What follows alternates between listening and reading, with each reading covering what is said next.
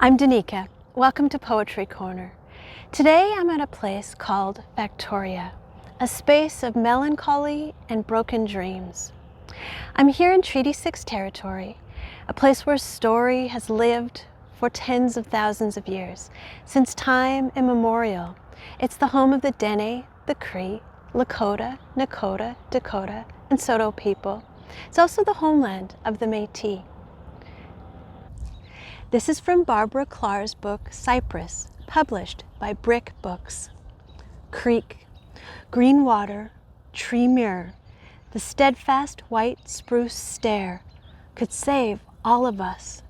Deep creek in the deeper valley, the churning, fevered, great horned creek in the Mosquito and Canada Violet Valley, the jungle bulging with rain, horsetail knowing like cow parsnip that the end of rain is drought, and the creek, an asylum of water, would take us swirling only just downward, its artery carved through gravity, knowing all along where it is going.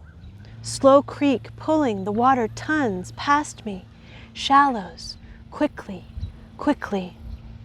Washing stones, and when I wash, naked from the waist, sweat and sebum flowing eastward, the creek delivers me, cold and not yet flawed. Potatoes boil in its water, the eaten creek inside me, and the vessel I take from here falls in the first town. Water running away from me, my only water, water that will not be water in any other world. This is from Indian Coping Mechanisms, Notes from the Field by Billy Ray Belcourt, published by Anansi. I become less of who I am by the second. Boy becomes a 3D printing of a man. It is comforting to think of my gender as a farmer's field, already rototilled, already tidied up. I become less of who I am by the second. Look at the branches growing from my teeth. Then there's the doe, tipsy on me, grazing to no end. Were I to speak, I'd look like a cracked windshield. My 206 lonely bones have each acquired a type of consciousness. They pretend not to harbor bad feelings about me. My ungodly molecularity. What can I say about my shadow? It loves the unlit street more than it does me. Sometimes a body is that which happens to you. Every day, dime-sized holes germinate on my flesh as though I were trying to free myself from myself. I will go on like this forever, the earth ringing in my chest. This is from Robert Curry's One-Way Ticket, published by Cotto Books. Why the Rabbits Run. When you walk beyond the last house at the end of town, beyond the graveyard, its granite slab sinking into the earth, your steps are quick and lively, stride long, legs lithe and powerful. And at the edge of a swathed field, 2 feeding jackrabbits raise their heads and stare as if attracted by the beauty of that figure, that face that looks neither left nor right, those eyes fierce and lovely, fixed on a spot straight ahead. No rabbit can understand what it meant when, just moments ago, standing in the kitchen, the roast dry and shriveled on the stove, your husband swearing once again there was no other woman. She was just someone he knew from work. You wheeled and threw a gob of potato on the shoulder of his suit, clatter of the pot bouncing from wall to floor, mashed potato lumps sliding slowly down the wall.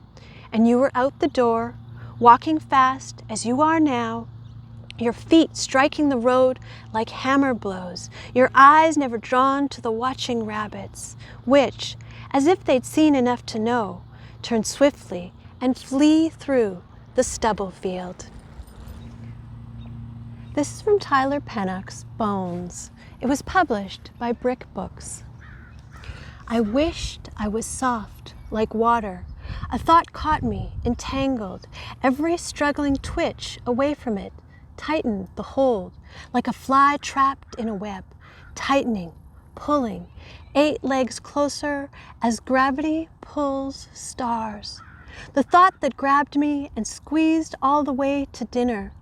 I wish I was like water, no sharp edges, was a memory as strong as a child's will, burning through my life. Old age and entropy pulling flesh downward from bone, and the memory of us, our actions, our intent, lost to rot. After my 3rd cigarette and before dinner, shadow sent out a limb. Its origin I knew. Underneath Halek, the deepest wave, well below the surface and the reach of any star or captured light, my chest gave way to worry, and I heard the final crack of chains, doors breaking open. This is part of a longer poem in Culverts Beneath the Narrow Road, Poems by Brenda Schmidt. It was published by Thistledown. A culvert blown into 4 pieces.